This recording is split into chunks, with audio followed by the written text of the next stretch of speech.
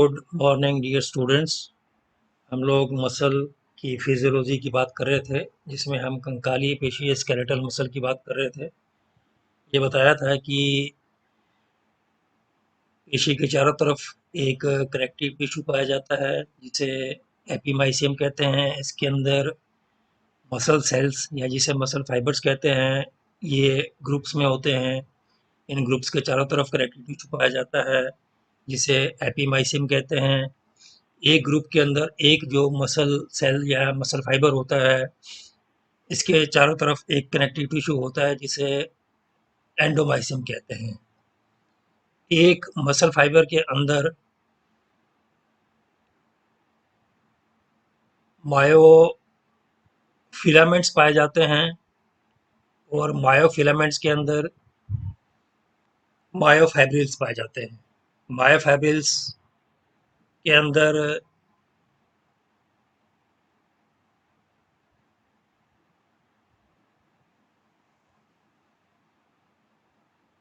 जैसा कि बताया था कि दो तरह के फिलामेंट्स होते हैं, थिक मोटे फिलामेंट्स और पतले फिलामेंट्स। और जो ए बैंड होता है, जिसको कि डार्क बैंड कहते हैं, इसके मध्य एम लाइन होती है। ये एम लाइन के अंदर जो थिक फिलामेंट्स हैं मायोफाइब्रिल के, ये एक दूसरे से वेब या बुने हुए रहते हैं एसेसरी या सहायक प्रोटीन्स के द्वारा, जिससे कि उनकी आपस में जो दूरी है या स्पेसिंग है, वो एक नियमित या रेगुलर रूप में हो। जो जेड डिस्क और एम लाइन होती हैं, वो ये इंश्योर करती हैं कि थिक और थिन फिलामेंट्स जो हैं, वो ऐसे ही तैरते नहीं रहें, एक निश्चित स्थान पर ही स्थित रहें। वर्टिब्रेट्स के अंदर थिक फिलामेंट्स 1.6 माइक्रोन लंबे होते हैं और 12 से 15 नैनोमीटर चौड़े होते हैं। जो थिन फिलामेंट्स हैं, ये 1 माइक्रोन लंबे होते हैं और 7 से 8 नैनो माइक्रोन चौड़ाई होती है। मसल फाइबर्स के अंदर इंटरमीडिएट फिलामेंट्स भी होते हैं। ये इंटरमीडिएट इसलिए कहते हैं क्योंकि इनका जो डायमीटर है, वो थिक और थिन फिलामेंट के मध्य होता है। ये जो मसल फाइबर के आर्किटेक्चर है या इसका संरचना है, इसको मेंटेन करने के लिए कार्य करते हैं। एक प्रोटीन पाई जाती है डेस्मिन, जो कि जेड डिस्क के चारों तरफ स्कैफोल्ड का निर्माण करती है, जो कि आसपास के मायोफाइब्रिल्स को आपस में बांध के रखती है। ये जो स्कैफोल्ड होता है, जो संरचना होती है, ये साइटोस्केलेटन के में बीच में पाई जाती है, जो कि सेल मेम्ब्रेन के नीचे होती है। ये जो कनेक्शंस हैं, ये कॉन्ट्रैक्टाइल एक्टिविटी के टाइम में सेल मसल सेल के अंदर जो स्ट्रक्चरल ऑर्गेनाइजेशन है या संरचनात्मक संगठन है, इसको मेंटेन करते हैं। क्रॉस सेक्शन मायोफाइब्रिल का है, वो रिलेशनशिप बताता है थिक और थिन फिलामेंट्स में एक सार्कोमेर के अंदर।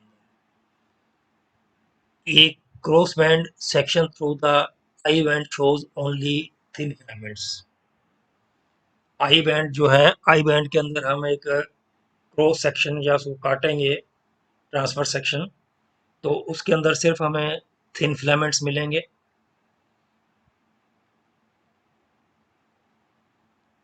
ए बैंड के अंदर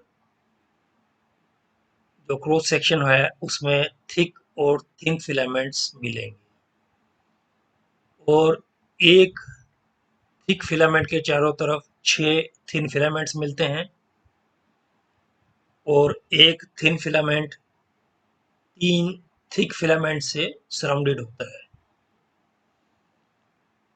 एच जोन के सेक्शन में हमें सिर्फ थिक फिलामेंट्स मिलेंगे।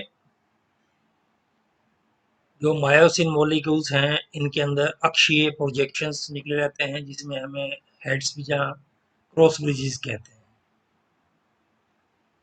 जब मसल सेल स्टिमुलेट होता है कॉन्ट्रैक्शन के लिए, तो ये मायोसिन क्रॉस ब्रिजेस जो होते हैं, ये इंटरेक्ट करते हैं कुछ समय के लिए, जिसको ट्रांजिएंट कहते हैं।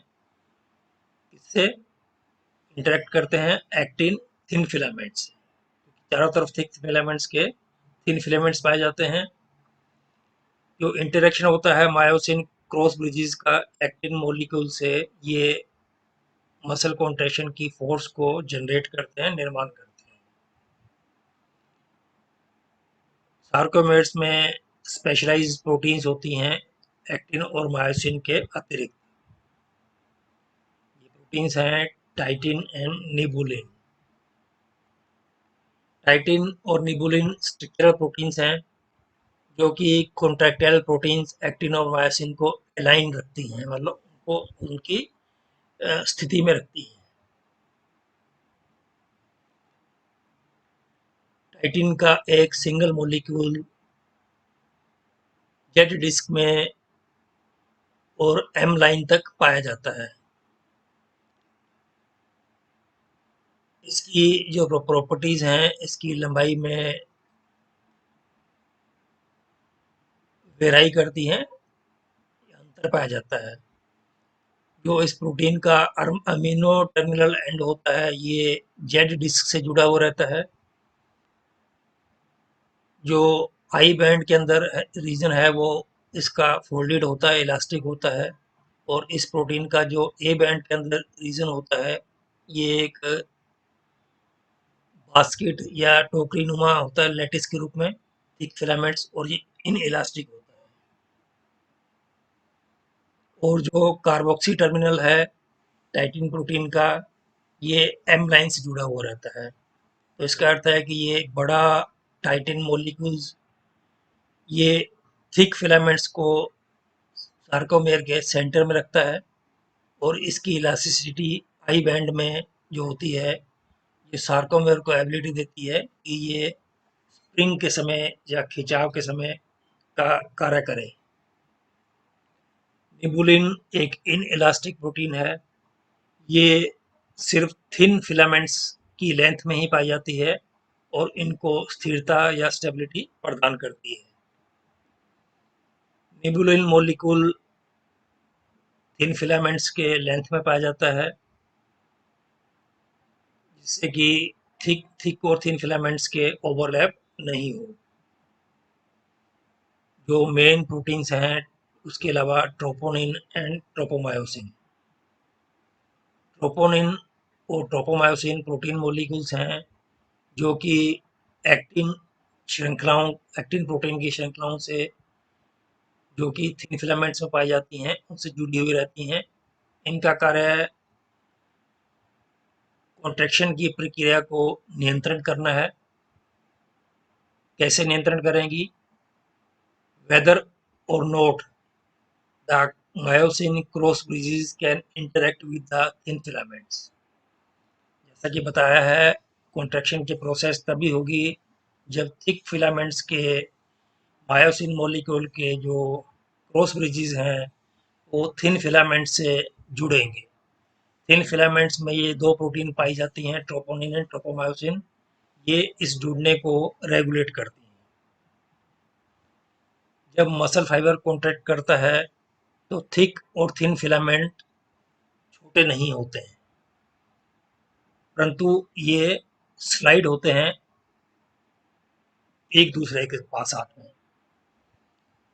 ये इन्वेस्टिगेटर्स ने 1950 में नोट किया था। ए बैंड जो कि थिक फिलामेंट्स की लेंथ होती है, ये शॉर्ट नहीं होती है। ए बैंड शॉर्ट नहीं होता है कॉन्ट्रैक्शन में।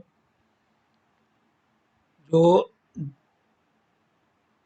दो एच जोन्स के बीच में मार्जिन होता है, और दोनों एच जेड डिस्क के दोनों तरफ, ये भी सेम रहता है, चाहे सार्कोमेयर की लेंथ कितनी भी बड़ी हो।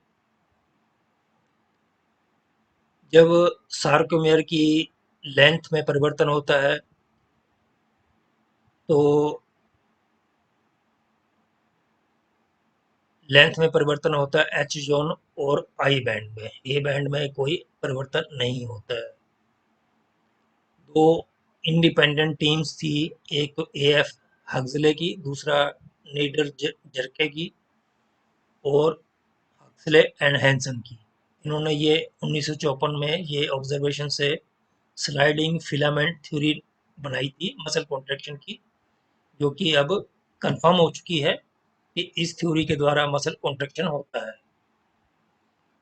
ये थ्योरी ये कहती है कि जो फोर्स ऑफ कंट्रैक्शन है ये जनरेट होता है या निर्माण होता है थिक फिलामेंट्स के क्रॉस ब्रिजेस के द्वारा थिन फिलामेंट से जुड़ने के बाद साथ में।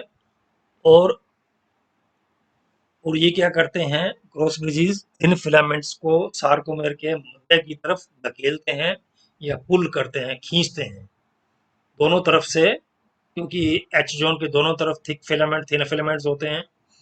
तो सार्कोमेर की दोनों जेट लाइंस को अंदर की तरफ खींचते हैं, पुल करते हैं, जिससे कि आई बैंड छोटा हो जाता है। ये डायग्राम दिखा रहे हैं फ्रॉग का गैस्ट्रोनीमियस मसल है। ये बंडल ऑफ फाइबर्स हैं, कनेक्टिव टिश्यू है, मसल फाइबर सेल है।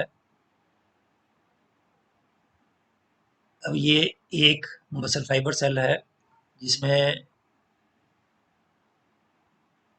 ये जेड लाइन है, जेड डिस्क भी कहते हैं, ये जेड डिस्क है। ये रेड लाइन में रेड कलर में थिक फिलामेंट्स हैं और ये ब्लू कलर में थिन फिलामेंट्स हैं। तो ये जो थिक फिलामेंट्स का भाग हो गया ये बनाता है ये बैंड, और ये दोनों तरफ एच जोन के इधर मिलेगा, ये है आई बैंड। इसके मध्य में एच जोन है।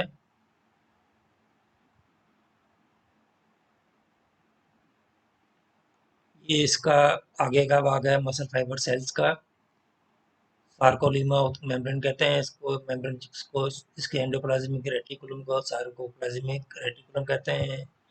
ये ट्रांसवर्स ट्यूब्यूल है, ये टर्मिनल सिस्टर्न है इसके सार्कोप्लाज्मिक रेटिकुलम के। थैंक्स।